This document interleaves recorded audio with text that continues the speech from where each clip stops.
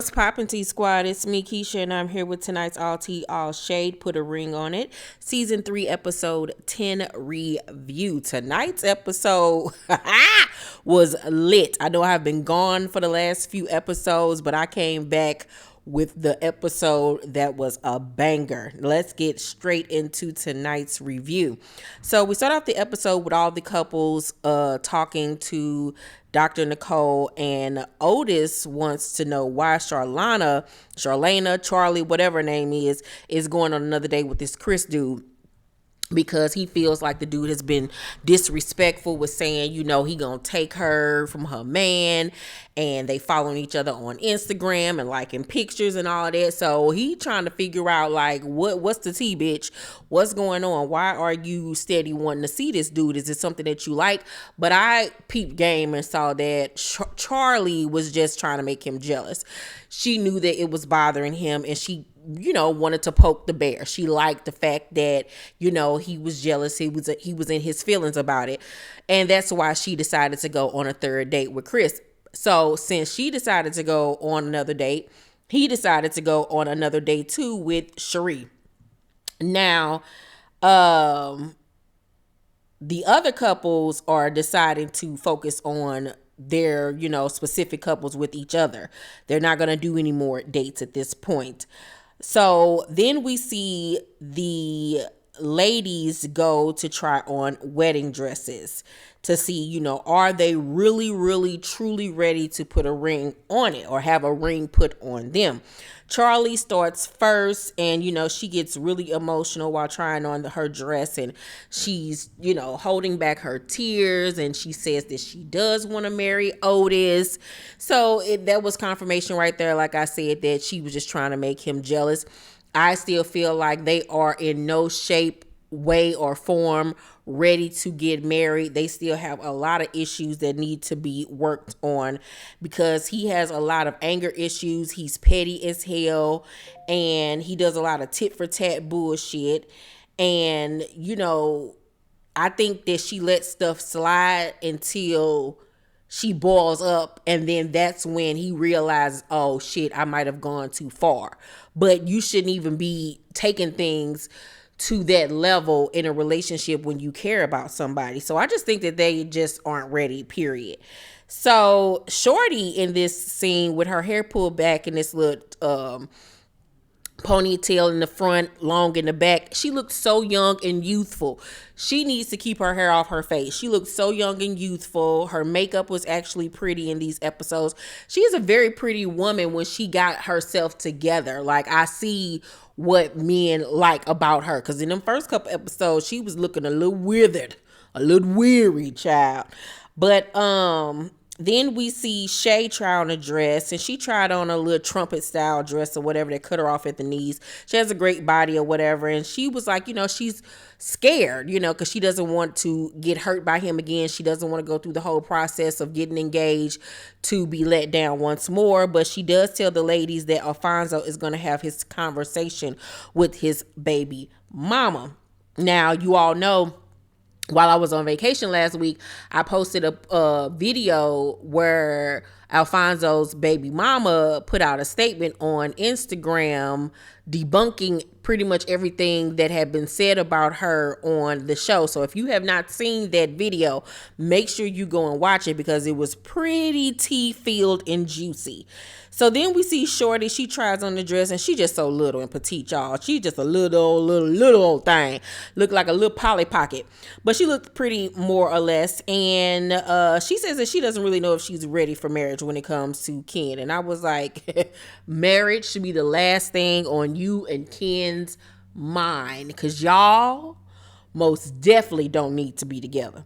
So then we see Otis going on his date with Sheree, and he pretty much admits that the only reason why he is going on this date with old girl is because Charlana went on another date with Chris, which goes to show you right then and there that nothing about him has changed. He's still doing the tit for tat bullshit he's been doing since episode 1. So since she went out on a date, I'm gonna go out on a date. Like, What's the point of playing games when you knew that you didn't even want to really see this woman again? You just did it to get underneath her skin, which shows that nothing about you has changed. And then it's the same thing with Charlena. She does shit to piss him off, to anger him, to get a rise out of him. They're both petty and childish as hell and need to grow up. And I really honestly felt like he was wasting Sheree's time or whatever. And I felt bad for her, because don't be trying to use me to make your bitch jealous. Boy, get somewhere and sit down wasting my goddamn time, my good outfits on you. So Charlie goes on her date with Chris, and she basically went out with him to let him know that she don't want to see him no more, that she wants to focus on her relationship. And he took it well. He was like, I'm pretty sure you're gonna be calling me for a fourth date. And I'm like, I'm pretty sure she will be too, because Charlie seems like she a little bit on the slow bus when it comes to relationships and men. And then we go back to Otis and Sheree's date, and he basically tells her that he does want to marry Charlie, and that was pretty much his way of letting her down and letting her know that it was over between them two. Now, I don't know if the producers told them that, we need this footage of you breaking things off, because it was just a waste of time for me. And if I was Sheree, I would have noticed right off the jump on their date, he wasn't even really physically there. Like, she was trying to engage and have conversation with Otis, and he was taking long periods to response and looking at his phone, and he was just really distant and despondent. And I would have, as soon as he started doing that shit, I would have been like, you know what? Time to go. Let me grab my stuff and get the fuck out of here ASAP, because ain't nobody got time to be playing with you, sir. And anyway, I wouldn't have even been wanting to sit there and look at that crescent moon he calls hair that is missing in the first quarter of his goddamn hairline, sir. I would have been too much concerned about that. Like, nigga, do I need to treat your hairline like you're a chia? Because, nigga, you need to water that shit and let it grow instead of worrying about growing your relationship. Grow your hair, Negro. So then we see Alfonso at the crib, and he makes the long awaited, dreaded conversation, the call to his baby mama, Jewel. So that nigga literally was sweating bullets as he called. And he called on the phone, and she had an attitude right from the jump. So he was like, hey, she was like, hi, yeah. Like, she did not want to be bothered with this nigga. She hated him. So he starts off, apologizing in a nigga way. I just want to say that, I apologize for doing things wrong in the past, but, I don't want you to feel like I just cut you off, like I just threw you away. I could have did things different, but, you still valuable to me, because, we have a son together, and, moving forward, we just need to, work everything out so everybody could be good. You know what I'm saying? And I'm looking at the TV like, that's what you was dreading to call and say? Really? I would have hung up on him, first of all, because that you're still valuable to me because you're my son's mother. Nigga, what the fuck? What? So if I wasn't your son's mother, I would mean shit to you? Like, make it make sense, sir. Like, really, what? Like, I don't even want to be valuable to your ass. Like, huh? So Jewel was like, well, you did cut me off. You did throw me away. You're healed now, so you're better, but I'm left broken. Now, this is not the same tone she had in that Instagram post. You know what I'm saying? The tone on this show and the tone in that Instagram post was totally different. She had a lot of bass in her voice and a lot of nigga what in that Instagram post, but on the show it was given very much I feel some type of way. So which one is it, Jewel? Because will the real Jewel please stand up? Please stand up, because the Jewel in the Instagram post was acting like, I don't give a fuck, I don't want to be with you, stop lying to that girl, da-da-da-da-da type energy. But on this show, you was giving the energy of feeling like, you know what I'm saying, you did do me wrong, and I still feel some type of way about it. So he apologizes once more, but she doesn't feel like he's really sorry. And she says, you still have loose ends on my side. And I was like, well, wait a minute. What does that mean? He still got loose ends on your side. Does that mean y'all still dealing with each other, or nah? What's going on? She also says you don't introduce your fiance to your child before you introduce your, boo thing to your child's mother first. And I agree, especially when it's a small child. I do believe that we should meet before you meet my child. Let me get a feel for you. Let us meet. And then, we introduce you to my child. And then after going back and forth, she says that she will agree to try, but it's going to take some time for them to, get to be able to adjust to this new normal of theirs. Now, all I got to say is at the reunion, if they have a reunion this season, which they need to, I need for Jewel to be at the reunion because I need to see what she was saying on Instagram, the real energy, or was the way that she came off on the show, the real energy. Like, I need to know what the hell is going on there. Then we get to the rat-a-tat-tat of the night. And that is Ken and Shorty's crazy ghetto ass. So they go to like this yoga cuddle class that Dr. Nicole set them up on. And Shorty don't even know why Dr. Nicole set her up to go to a class with him because she don't even barely want to hold his hand according to her. Shorty, and him do the little class, and the teacher was like, what's his name? Ken, put your head in her lap and y'all just sit like that for a minute and I'm gonna step out the room, which was one of the worst things they could have did, leaving them two niggas alone. So she rubbing his head as his head is in her lap, and they get to talking about their relationship. And Shorty was like, well, tell me, how are you going to show up in our relationship? How are you going to have my back? And Ken was like, well, I'm going to wipe the financial situation off the table, so they ain't even know we got to worry about no more. So she was like, well, how are you going to do that? Let me know. Give me a, example of how this is going to come into fruition. He was like, just let me show you. We ain't got to talk about it. Like, I'm just going to show you. And considering the fact that they have been in a relationship for 3 years and this has been a contentious part of their relationship, she does need to know, what is your plans? How is this going to get executed? And he keep on saying, just watch and see. But nah, nigga, it is more than let me, you just telling me, because you've been telling me the same shit for the longest and ain't nothing happened. So I understood where Shorty was coming from in that instance. But at the same token, in Ken's defense, you been knew that this nigga ain't had it together, and you been with him this whole time. You're older than him. What the fuck are you doing? And I feel like she low-key got off on embarrassing him and down talking him on this show. I feel like Shorty used this show as a tool to belittle him, to pay him back for all the fucked up shit he's done to her, to embarrass him the way he's embarrassed her, and to break up with him. Which is fine, because the shit that she says that he's done to her has been fucked up. But as a grown adult woman, I'm not going to even waste my time going to that extent. I'm just going to break up with your ass. But I feel like a lot of this is Shorty's fault too as well, because you stuck around for 3 years dealing with this foolishness. So, they going back and forth. She's asking for details. He really ain't trying to give none. And then, he was like, I agree to pay the bills and the cook and da-da-da-da-da. So she was like, so you gonna go to work, come home, pay all the bills, cook all the food and everything. Like, nigga, that's a dream. You selling me a dream and I don't bit more believe it. Like, nigga, please. So at this point, she says that she's realizing that they probably ain't meant to be together. Girl, you've been realized that shit years ago. I don't know if it was the dick. I don't know if it was the control that got you off about being with this little nigga, but girl, bye. So then the next day, Shorty says that the night before they had a long conversation about whether or not they should get married and whatever that conversation entailed. It put a battery in Ken's back, and the next day Ken woke up on one.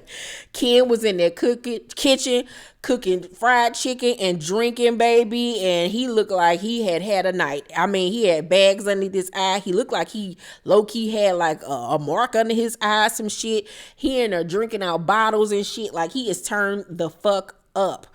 And Shorty on her phone, the cameras is there, and she's trying to ignore him. And he finally sits down with her on the couch to talk. and they bring up the topic of marriage. And Kim was like, to be honest with you, marriage is the last thing I need, especially with a woman like you. Child, when I tell you my mouth dropped, I was like, what? Kenneth was tired of her ass. All she could do was sit there and just look at him. He was like, girl, you're ungrateful. You got me fucked up. Yeah, you did. It was that yeah, you did, y'all, for me. He was like, you got me fucked up. Yeah, you did. He was like, to be real with you, you wasn't even my flavor. You weak. I will never settle for that. And I was like, ooh, like, now you going for this lady look, saying she was never your speed. But in the beginning of the season, you said that the thing that attracted her to you most was her looks, and that she was so cute and petite. So like, nigga, stop. But this is what they do. This is the type of relationship they have. They like to hurt each other. And when he called that lady weak, I was like, what? Like, all she did was just sit there and let him act a fool, and act the fool he did. So Shorty tells him to leave at this point, because she says she ain't feeling him either, and she been knew he felt this way about her. You's a lie, because if you knew he felt this way about you, I would have hoped you would not have been with this nigga for 3 years, quote unquote, taking care of him the way you said you had been. I felt like she was just trying to save face at this point. So Shorty was like, are we agreeing that this is an exit conversation? What the fuck you mean agreeing? After everything he just said to you, after everything that he has done to you over the years, it ain't no agreement. Bitch, get the fuck out my goddamn house. This is my house, my name on this, everything is my furniture, this my shit. Bitch, get the fuck out, period. Talking about something, are we agreeing? Girl, you sound like a fucking fool. So Kim was like, why we gotta exit? That nigga kind of sobered up for like 10.2 seconds. It was like, oh shit. Like, I might have took this too far. Now I ain't gonna have no place to live. I'm gonna have to go to my mama house and my brother house. What the fuck? So Shorty was like, so when you come off that, are you gonna be begging again and shit? Girl, like, is that, I feel like that's what you want him to do. I feel like you want him to call you begging and shit, because I think she low-key gets off on it. She gets off on him begging her and knowing that he needs her financially. I feel like being a sugar mama to this nigga. It gives her some sense of control. Maybe it's a Napoleon syndrome that she got going on. I don't know, but the shit is weird. And when she said, so when you come off that, basically off that liquor, after you get done with your liquid courage, or you gonna be begging me again, that nigga fell out on the couch. I hollered, because Ken was showing his natural light skinned ass. That nigga fell on the back of the couch like, girl, bye. So Ken was like, you know what I'm saying? I don't need this shit. I'm a man at the end of the day. I got talent. I'm exceptional. I'm smart. Child, when that nigga got to saying I got talent, all I could think of was the movie The Help. Eyes smart, eyes beautiful, eyes bright, eyes intelligent. Girl, that nigga had to big himself up. I was like, you better speak encouragement into your life, child. But baby, I hollered. That man said, I got talent. So then this nigga goes out on the balcony, and she just sitting there like, I cannot believe this shit is happening. But yeah, it's happening. This nigga then opens the screen door and does a cartwheel back into the living area. Y'all, I fell out because I could not believe that I was watching this. You could tell this nigga don't drink like that, because he showed up and showed the fuck out. When that nigga did that cartwheel, I about fell out. So then Shorty was like, you're a child. Ken sits next to her and was like, you chose this child. And I was like, well, ooh, he got you there. And he was like, you fake motherfucker. And I think he called her a bitch too. And then that's when the producer's like, okay, Ken, like, chill out. And so he's steady drinking out the bottles, drinking up all this lady liquor. I guess he said, I'm gonna leave this motherfucker full. I ain't gonna leave this motherfucker on an empty stomach. So then Kid was like, you're as fake as them artificial ass lashes you got on your face. And he go in the room and start packing his stuff. And in his confessional, he was like, once I sober up, am I gonna regret this? Am I gonna be calling her? He was like, nah, that ain't me no more. I ain't doing that or whatever. I'm not right now, but I feel like you are going to give her a call at some point. So she didn't help him pack, and she said, in her confessional that She ain't gonna even ask for the money for the bills for that month or for the money that he owe her. She just want him gone, and she pull out plastic trash bags, and she was like, he moved in with trash bags, he gonna leave with trash bags. And I was like, well, girl, you let him move in with trash bags. Like, stop acting like this stuff happened to you. You are a willing participant in this. Both of y'all are a mess. So when Ken was like, we gonna be the best of friends after this, and then he was like, I look ugly to see you right here. When that man said, I look ugly to her, like, dude, you are so fucking childish, but that shit was funny as fuck. And, the episode went off. Y'all, that shit was funny as hell. This show gets better and better every season. I could not believe this episode. Ken is a fool. Ken needs Jesus. Ken is crazy. I feel like Shorty got issues. Hell, all of these couples on this show got issues, but Shorty and Ken, they on a whole nother level, child. Let me know what y'all thought about this episode down below in the comment section. Make sure to thumbs up this video, like and subscribe, and hit that notification bell button. I love you guys, and I will see you on the next video. Bye.